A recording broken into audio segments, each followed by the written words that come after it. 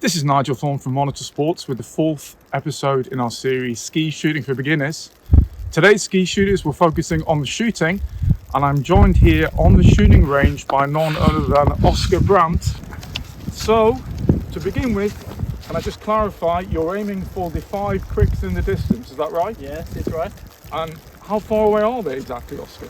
It's exactly 50 meters. Okay, on television, when I've been watching ski shooting before in Sweden, sometimes I see they're lying down. Are they just resting because it's such hard work? Or We are shooting both prone and standing. okay, fire away when ready, Oskar. Thank Very you. best of luck. Just one quick question, Oskar. Sorry, one quick question. Tell me, what exactly is going through your mind as you shoot? Yeah, I'm just focused on the target. On Try the to hit them.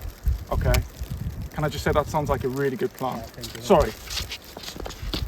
Just very quick, Oskar, just one other quick question. Yeah. I'm thinking maybe you're thinking about someone you really hate, like an ex-girlfriend maybe, for example. I don't think that's proper thinking when you have a rifle in your hand. So Okay. Can I shoot now? That's probably for the best. Yeah. Sorry to disturb.